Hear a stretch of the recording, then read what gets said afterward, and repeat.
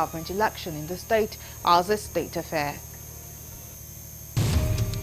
From the international scene, Israeli bombing causes large explosion in Beirut, including one close to the international airport during a further night of airstrikes targeting Hezbollah.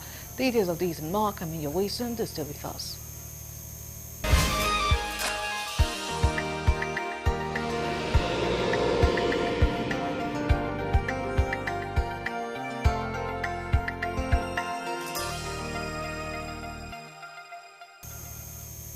Many thanks for joining us at this time. Now details of the news.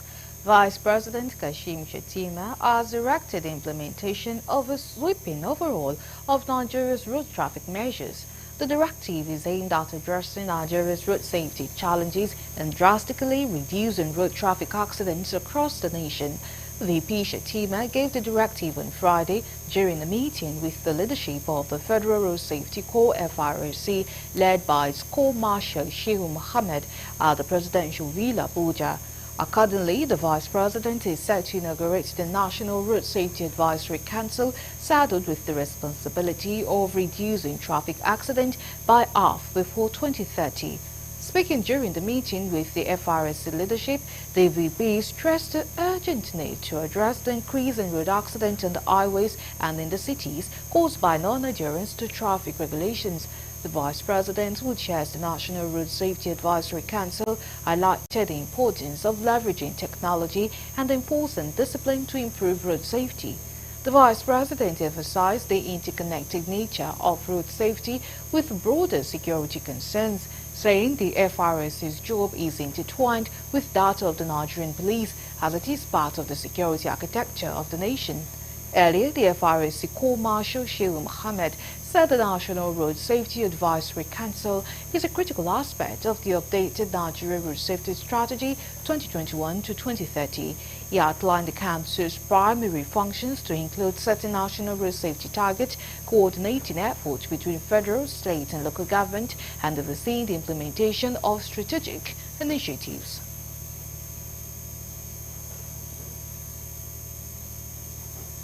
The Chairman House Committee on Youth in Parliament, Honorable Olamide Onlowalawo Akala, has called on Nigerian youth to actively participate in the 30-day youth conference announced by President Bola Tinubu to address their key demands. The lawmaker representing Ogbomoso North South and Owerri Federal Constituency of Oyo State, while speaking in Abuja, emphasized the importance of the confab in addressing issues that sparked protests like Occupy Nigeria, EndSARS, the Obedient Movement, and other youth-led actions. He urged youth to trust the process and ensure their voices are heard, noting that unlike past protests, this government-initiated conference offers a platform for dialogue without confrontation. Alawa Akala reassured youth that measures will be in place to prevent the conference from being hijacked by politicians. He said participants will be required to register and submit papers in advance on topics of interest to ensure meaningful contribution and maintain focus. When you have also expecting from the youth is participation. That is basically what we're expecting from them, participation. And in them participating is what's going to ensure that their voices are being heard. In the fact that the youth that is not being hijacked by politicians, that is part of the modalities we've started working on. That I'm calling youth groups and ensuring that there are genuine youth groups and genuine young industry players that will be involved in this conference. Not just the normal way of you bring 2 people from your constituency, you bring 3 people from your local government. No, not going to be that way.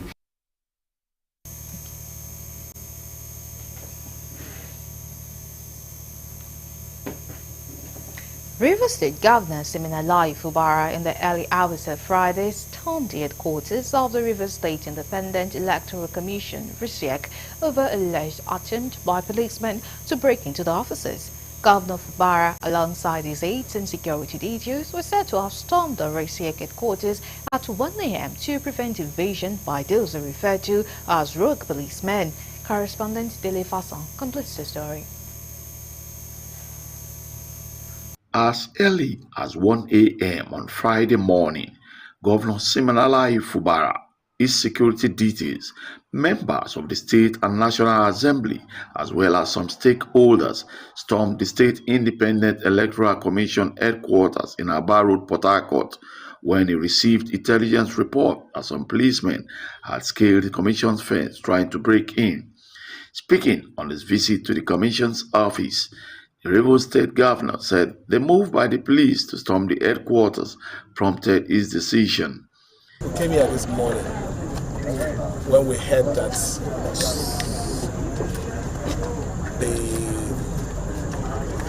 according to what they call themselves, Nigerian police,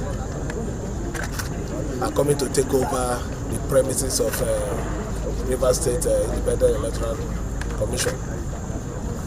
And I had to come myself to find out why would such a thing happen. From what I heard, that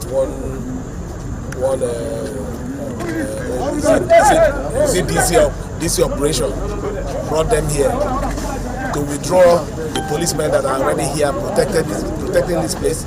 He berated Inspector General of Police Kayode Egbetokun over what he described as the unlawful move by the police, while assuring the people of Rivers State that the local government election will hold tomorrow, Saturday, 5th October 2024. Go and work with your security, but this election must hold. If you like whatever it is you want to do, do it. The election will hold, result will be declared, people will be sworn in. I say it here. What kind of a country is it? And when it comes to the issue of Rivers State, it becomes different. You're not ashamed of yourself. You call yourself Inspector General of Police. Enough is enough. Enough is enough. I will be here. In fact, if I go back and I hear anybody, I will come here. This is my property. And you don't have any power whatsoever to bar me from entering it. The governor, who left with his entourage after spending over an hour at the RISEC headquarters, charged his supporters to maintain peace in order not to destabilize the democratic process. From Rivers State, Daily Fason reporting for Galaxy TV News.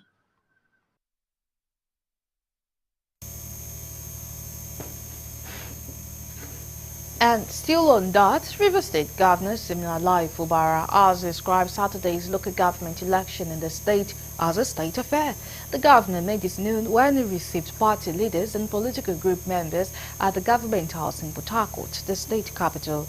According to the governor Fubara, he is prepared to support the leaders as they prepare for an each free local government election come Saturday. So I invited everyone to give you first the assurance that you have my total support to make sure that we drive this cause to the end. First, because the support is what you need. I'm not going to be a lawyer, but at least I understand that it has nothing to do with any federal agency.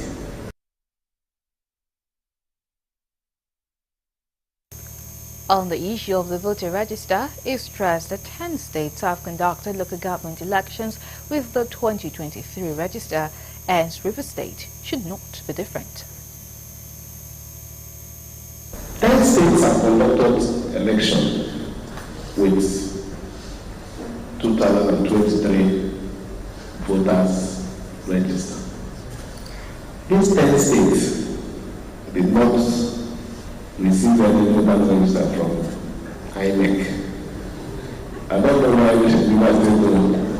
It's different. It's to assure you that as a government we are prepared to support the electoral body to conduct a free, fair, and credible election for the peaceful of Rivers State.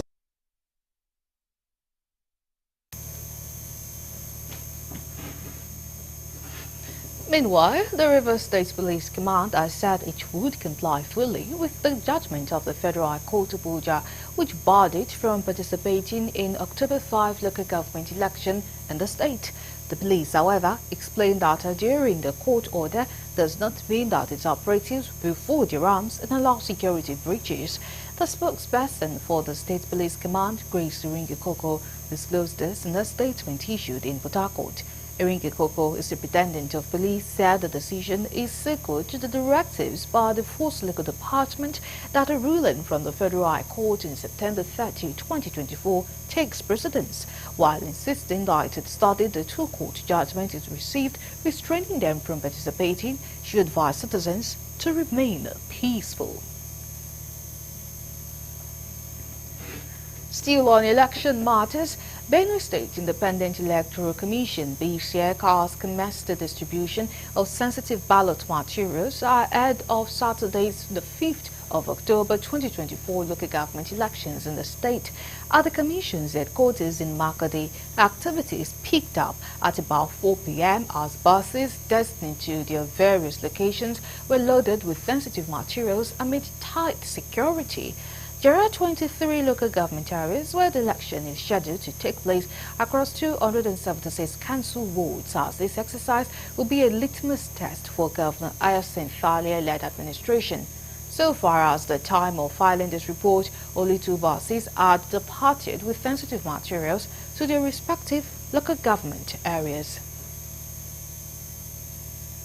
You're still on to the news on Galaxy TV. Coming up next.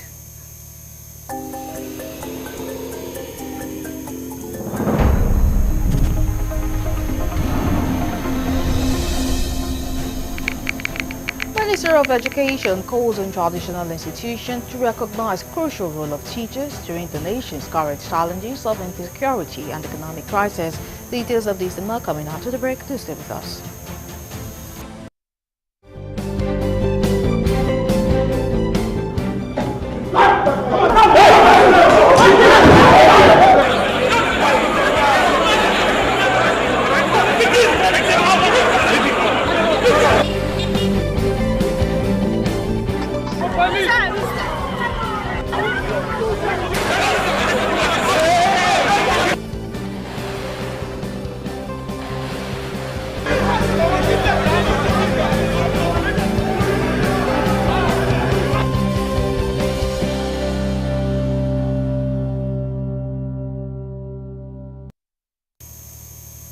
Thank you for staying with us. Now, for more updates and latest news, please visit our website www.galaxytvonline.com.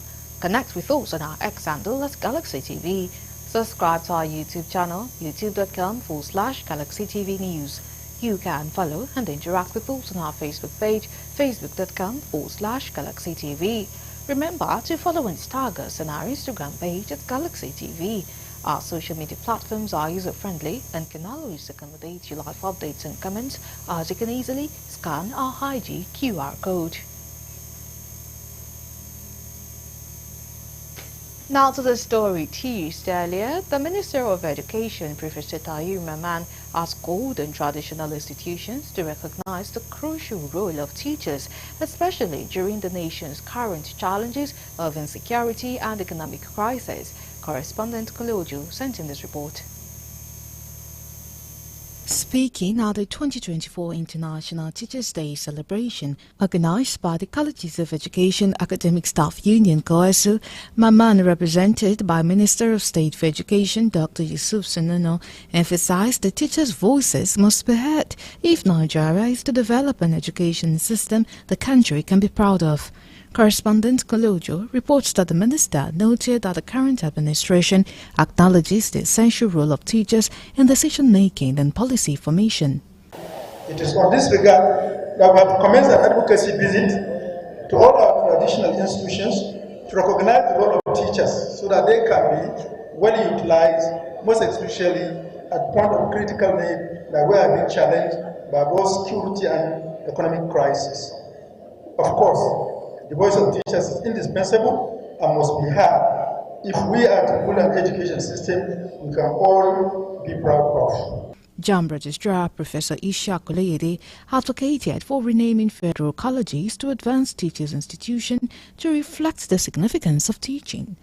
Former Registrar of the Teachers Registration Council of Nigeria, Professor Josiah Ajiboye, criticized the exclusion of Teachers Union from national education meetings.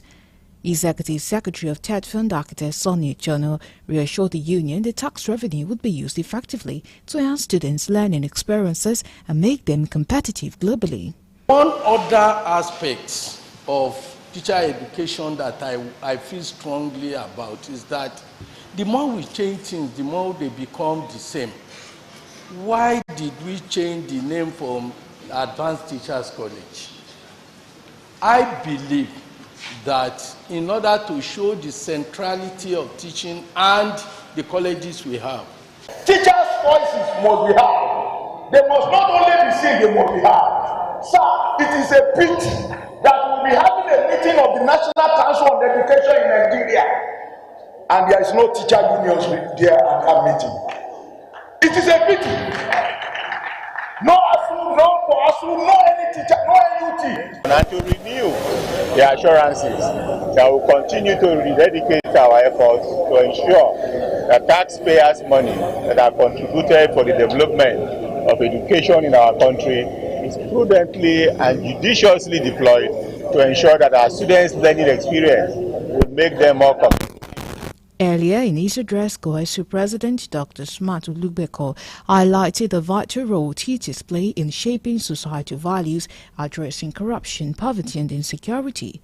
NLC President Joe Ajero also expressed dissatisfaction with the 40,000 naira minimum wage for civil servants, stressing the need for wages that can cover living expenses. We always hear the cliché that teachers are nation's builder. We always hear from them that no nation can develop without teachers. But it is antithetical and contrary to that assertion that government attitude to teachers has not demonstrated what they say. Have you decided correctly and minimum wage? So for you to show us by example, we need this minimum wage. And there's a trend these days that they are just adding 40,000 or whatever to the minimum wage. COESU, please sit down with the Ministry of Education. Sit down with all the agencies and demand for what you are going to get in this minimum wage. High point of the event was the presentation of scholarships to outstanding students and award to notable agency heads.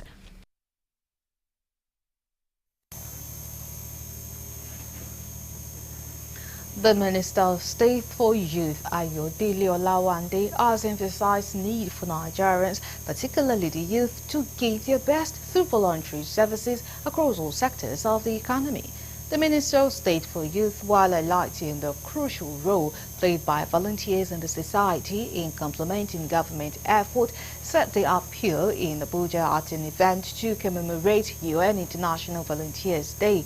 Olawande, who was represented by the National Public Relations Officer of the National Youth Council of Nigeria, NYCN, Dotun Omoleye, commended National Association of Uniform Voluntary Organization for their selfless service to the nation. To commemorate the United Nations International Volunteers Day today, I challenge each of us to think about how we can contribute to this spirit of service. Let today serve as a reminder that volunteerism is not just a once-in-a-year activity, but a way of life. Whether through small acts of kindness or large-scale community projects, we all have something to give. Also speaking, the National Coordinator, National Association of Uniform Voluntary Organizations, Ambassador Abraham Kwafkan, urged the federal government to establish the National Volunteer Corps in addressing unemployment and youth restiveness in the country. He explained how the organization was designed to strengthen Nigeria's communities by promoting and fostering opportunities for citizens to volunteer their ideas, talents and skills towards nation building. We are seeking for one request from them, which is establishment of National Volunteers Corps. National Volunteers Corps is the organization that will bring together the representatives of all the voluntary organizations across Nigeria, particularly the uniform ones who are already trained, and then give them a brush and then deploy them to schools, deploy them to communities, deploy them to several other places that they can be useful.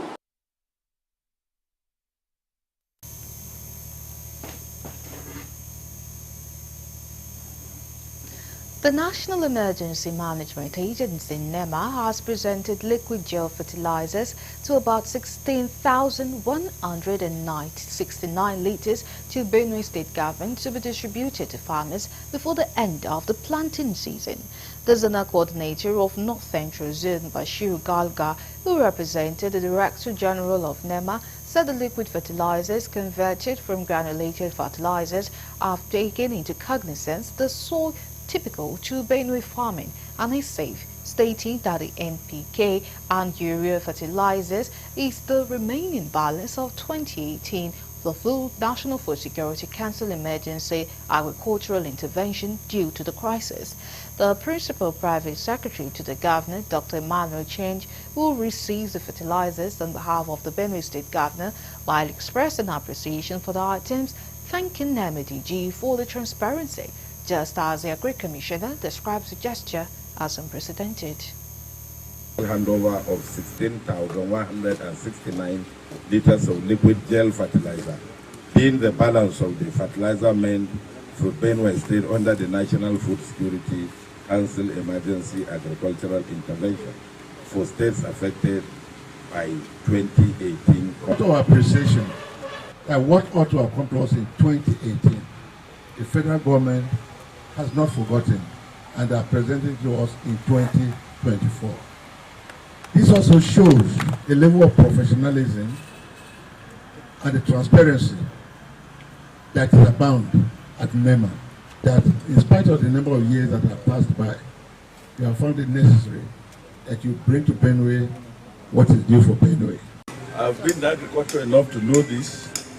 Never in the history of Nigeria have we so received the kind of support that we have received from this federal government under the able leadership of President Bola Ahmed Tinubu.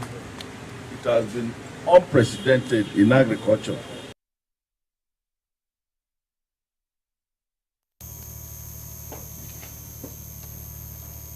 The Vice-Chancellor of Federal University of Agriculture at Abeokuta, FUNAB, Professor Babatunde Kehinde, has called for united efforts to overcome the obstacles hindering Nigeria's progress in achieving the United Nations Sustainable Development Goals (SDGs), particularly in eradicating hunger and ensuring food security. Speaking at the 2024 annual colloquium of the Nigerian Institute of Public Relations, NIPR, Ogun State Chapter, held in Abeokuta, and themed Galvanizing Public and Private Stakeholders Towards Achieving Food Crisis in Nigeria, Public Relations as Key Driver. Professor Kehinde emphasized that addressing food insecurity in Nigeria required collective responsibility, noting the need for synergy between academia, government and private industries, facilitated by strategic public relations to secure Nigeria's agricultural future. As regards food security, is aimed at 1. Applying market mechanisms to improve agricultural food systems, thereby reducing food insecurity and enhancing rural development. Recent studies have shown that past collaborations geared towards achieving food security delivered a range of useful innovations, including a selection of new breeding tools, a host of modern improved varieties, and a concerted public-private effort. On his part, the Commissioner for Agriculture and Food Security in Ogun State said to address food insecurity, collective action from both the public and private sector is required. Also speaking, the NIPR Ogun Chapter Chairperson described the colloquium as a clarion call to action, urging participants to engage deeply and contribute ideas to combat the nation's food crisis. All of us, from public officers to our private sector players, to engage in agribusiness. And what we are doing in Ogun State to make it easier for newcomers in the agribusiness is that we are forming our farmers into agro-based clusters. So now we have a red palm cluster, we have a cassava cluster, we have a maize cluster, we have a rice cluster. We are doing this so that they can begin to share resources and cost of production can come down. With food prices rising to unprecedented level, which have continued to push many families into deeper economic hardships. According to the United Nations, over 25 million Nigerians are currently at risk of facing food insecurity in 2024 alone. This troubling figure represents millions of households unable to access sufficient and nutritious food. And this situation is only being worsened by rising inflation and unpredictable climate conditions.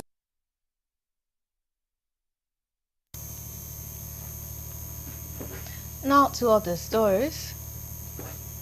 A group of protesters arrested on Wednesday at the Gani Fawayimi Freedom Park in Ojota area of Lagos State have been released on bail. The State Police Public Relations Officer, Benjamin Udayin, confirmed this in a statement on Friday. He said the Commissioner of Police, Olariwaju Ishola, gave the directive during the visit of social activist Omoyele Sowore to his office at the command headquarters in Ikeja. And then added that arrested persons were immediately handed over to Sowore. Reacting to the arrest in a statement, the police command alleged that they were not protesters but individuals masquerading as such with intentions to cause trouble.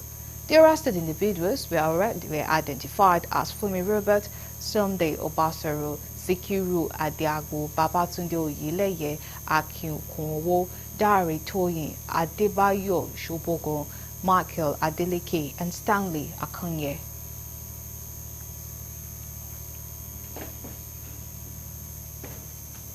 The governor of Ondo State, Honorable Lucky Aiyedatiwa, has sworn in 6 newly appointed judges of the State High Court. The ceremony took place at the Cocoa Conference Hall of the Governor's Office in Akure.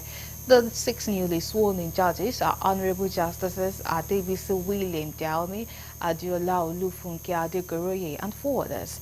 The governor described the event as a significant step in strengthening the judiciary and advancing the administration of justice in the state. Governor Aiyedatiwa also acknowledged the effort of the Chief Judge of Ondo State, Honorable Justice Segun Ayedun Dushola, for his leadership in ensuring a significant increase in number of judges, thereby reducing the workload of the court. He thanked the National Judicial Council and the newly appointed Chief Justice of Nigeria, Honorable Justice Kudirat Kekerego, for their role in facilitating the appointments. I must emphasize that you have been specifically identified in your various sectors of legal practice for your diligence, meticulousness, and appreciable knowledge of law. It is therefore not surprising that the process that culminated in the appointment of these new judges was replete with rigorous and thorough exercises.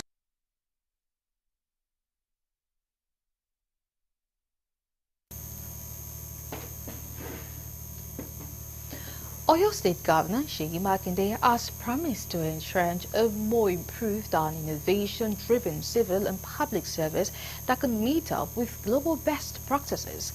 The governor gave this assurance at the Executive Council Chamber in Ibadan when he received a report from the committee set up to review the public civil service rules and regulations expected to birth a modern workforce. He stressed that the rules have become obsolete and not capable of driving the needed change that could cause positive impact on the citizenry, and that is why the state government has constituted a panel whose report is ready for consideration. The review committee is chaired by former secretary to the state government and former head of service Adebisi Adiola, who presented 4 documents for consideration to the governor. So the work that we have done as members of this committee, I am bold to say that it validates my own position regarding what I really want to be remembered for. Legacy should come from the institutions that we are able to put together such that good governance will continue in Oyo State. Provided for this review and several sessions of meeting, brainstorming and vetting of the 2 existing volumes of public service rules, With the assistance of the consultants, it is believed that this review will result in greater output and better service delivery, which will in turn give birth to a new civil/public service. You're still on to the news on Galaxy TV. Let's go on a break. When we come back, the news continues.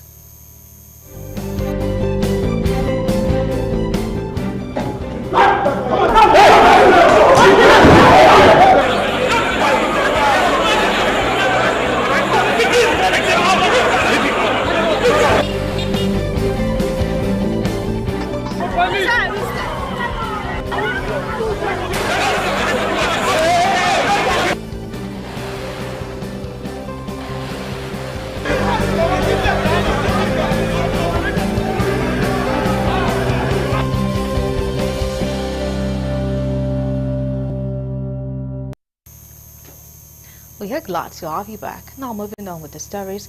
Members of All Progressive Congress in Edo State have protested to the headquarters of the Independent National Electoral Commission (INEC) to appeal to the commission to call one of its staff to order.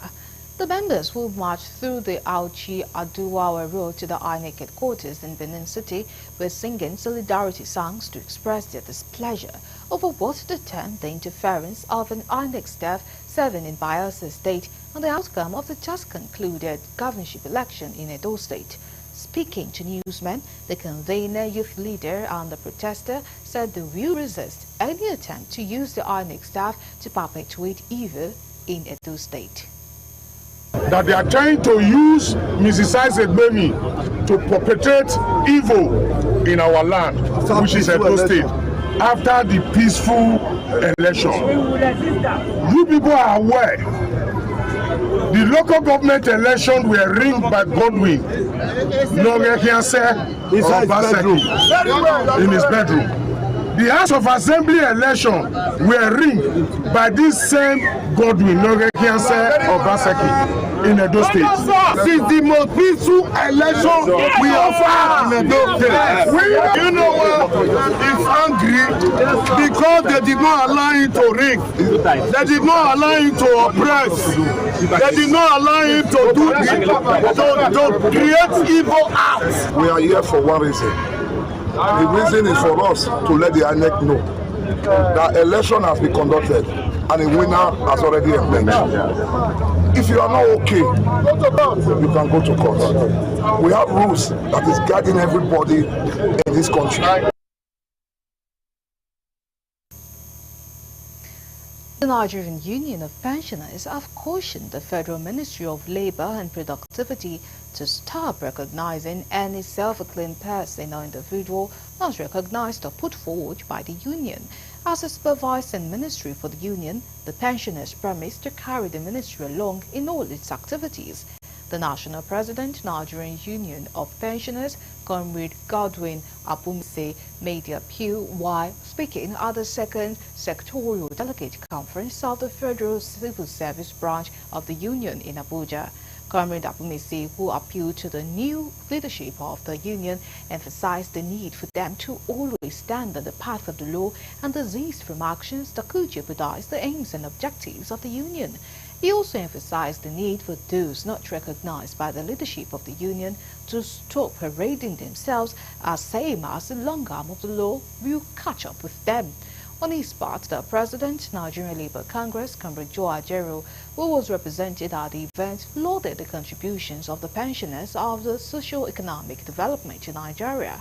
He called for timely payment of their entitlement at all times for them to live good life. And on the side of the law, the court has said so. The court has said, has read the law without bending it, and has said that NUP is the only trade union recognized in the pension industry.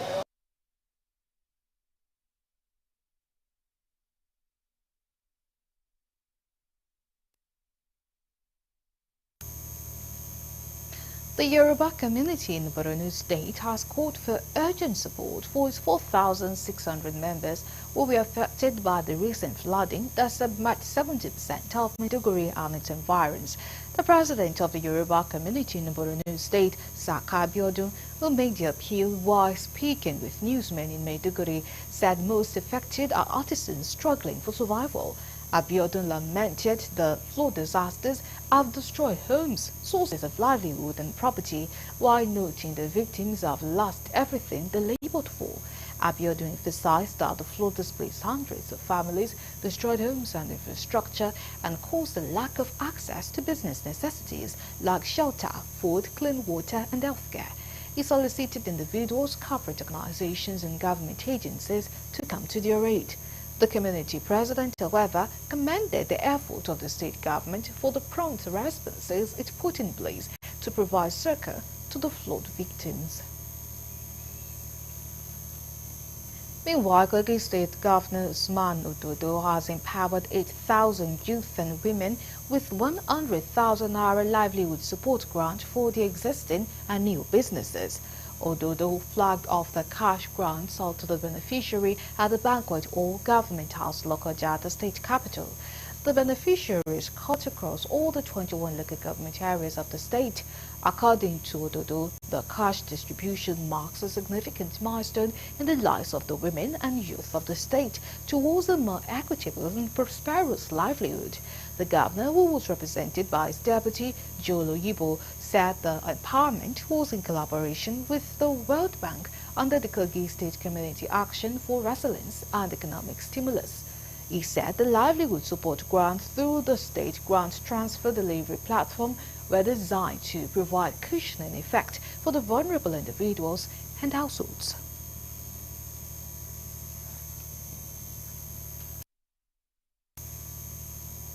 Now we move to the international desk for more news.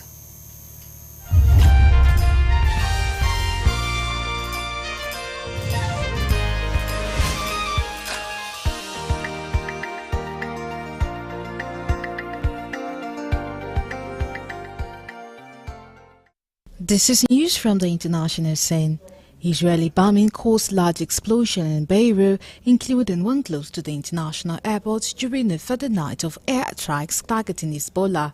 The airport bordered near Hezbollah's stronghold in the capital. Plumes of smoke could be seen over the city on Friday morning. U.S. outlets citing Israel officials reported that target was Hashem Safieddine, a cousin of Hezbollah's former leader Hassan Nasrallah. Safieddine has been widely regarded as the most likely candidate to replace Nasrallah after his death in an Israeli strike last week. Lebanon's public health ministry said 37 people had been killed in the ground and air attack in the last 24 hours, while 151 others had been wounded. Iran's missile strikes on Israel were correct, logical and lawful, Ayatollah Ali Khamenei told a vast crowd which had gathered to hear him speak in Tehran.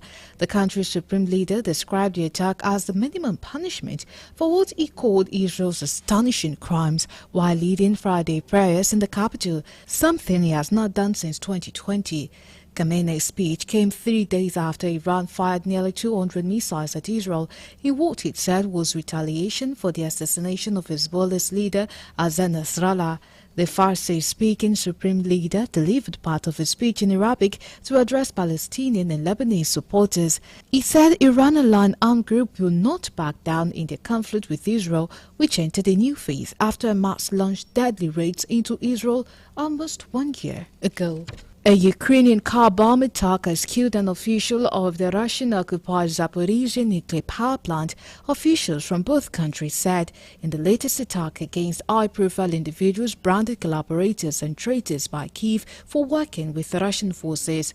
Ukraine's military intelligence agency, the GUR, said the car bomb blast on Friday morning killed Andriy Korotkov, whom it identified as the head of physical security at the nuclear site. Russian-backed authorities at the facilities said Korotkov was the former head of the local council in the Russian-controlled Eneoda, the city where the nuclear power plant is located. The Adyat Kurtki had been killed in a terrorist attack committed by the Kyiv regime. The plant's director, Yuri Shanichuk, appointed by Russia, called it a reckless attack that must be punished. Russia's investigative committee, which probes major crime, said an improvised explosive device was placed under his car at home, which then detonated when he started driving. Still on the international scene, at least 20 people, including children, have been killed after an armed gang attacked a small town in Haiti. Another 50 were wounded on Grand Grave gang members rampaged through Pont Sunday in the central Artibonite region, about 71 kilometers northwest of the capital Port-au-Prince. Video footage showed groups of people fleeing the violence on motorbikes and on foot. A government prosecutor described the attack as a massacre, reported the Associated Press. Armed groups have taken control of large part of Haiti at the UN-backed policing mission led by officers from Kenya began in June in an attempt to wrestle back control. The exact number of dead from the attack is not clear. Local media reported that more than 50 had been killed, while a Haitian human rights group put the figure at 20 or more, AP said. Prime Minister Gary Conille has vowed to crack down on the gangs, with the UN saying a robust use of force is needed. Several people have died in floods in Bosnia and Herzegovina, and others are missing as torrential rain and landslide destroyed homes, roads and bridges across the center of the country.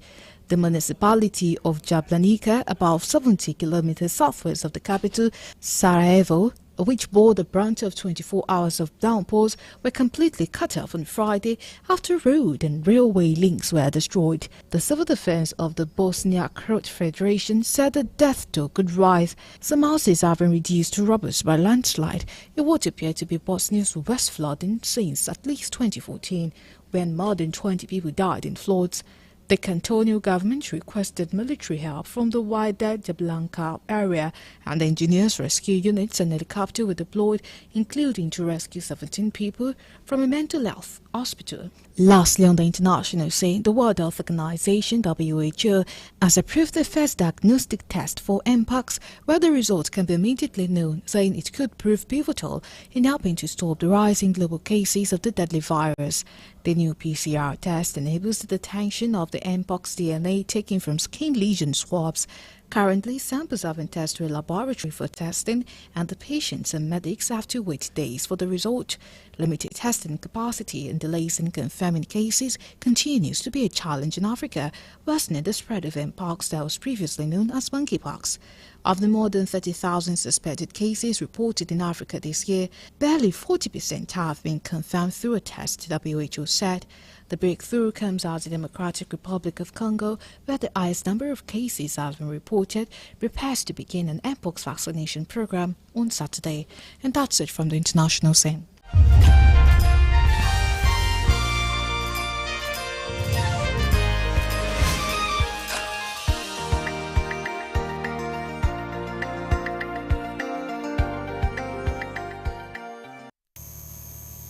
Coming your way next, entertainment news.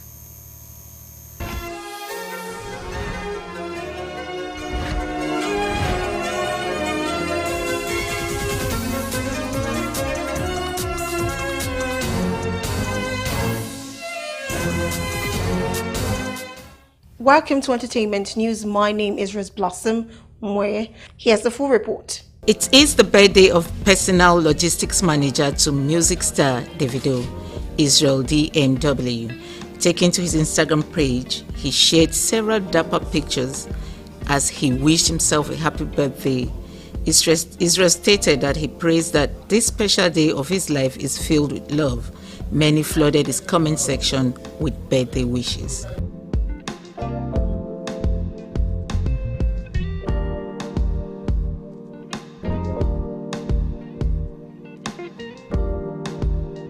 Notable content creator Mommy Dollars calls out the viral fish pie vendor Alex for being ungrateful over utterances after Oga Amos paid 1.2 million for shoots. It all started when the viral fish pie vendor praised those who supported his rise to fame financially. Alex was featured in one of Oga Amos' viral street content videos, however, refused to include him in the names of his helpers.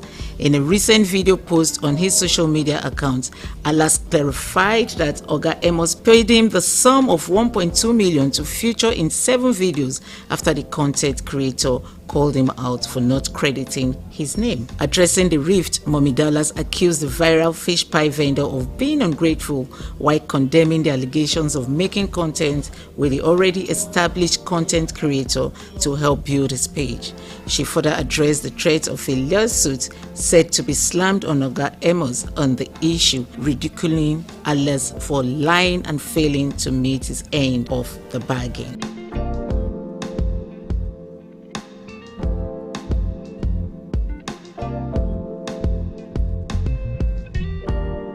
Nollywood psychological thriller The Weekend, directed by Daniel Oriahi, has earned an outstanding 6 nominations at the 20th African Movie Academy Awards, the AMAA. This was revealed during the nominees' announcement at the Sheraton Hotels, Lagos. Recognition solidifies The Weekend as a landmark achievement for Trino Motion Pictures, pushing the boundaries of African cinema and contributing to the rising status of Nollywood on the global stage.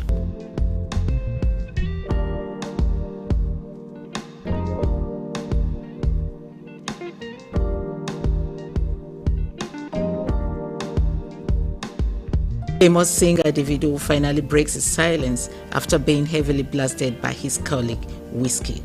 It is no news that the Afrobeat legend Wizkid had taken to social media to extensively berate Davido, throwing shades to his families and colleagues. However, the DMW executive Davido had remained relatively silent on the whole drama throughout his outburst. The musician took to his Instagram page to break radio silence with a post motivating people about upliftment. Netizens took to the comments section to laud him for snubbing the incessant verbal attack melted on his person by Wizkid.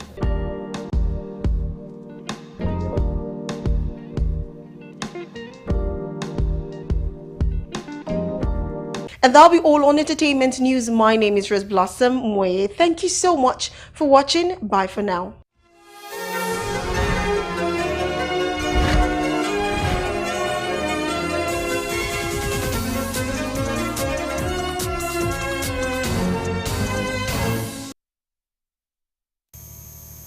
Now, for more updates and latest news, please visit our website www.galaxytvonline.com. Connect with us on our X handle at Galaxy TV. Subscribe to our YouTube channel, youtube.com/Galaxy TV News. You can follow and interact with us on our Facebook page, facebook.com/Galaxy TV. Remember to follow and tag us on our Instagram page at Galaxy TV.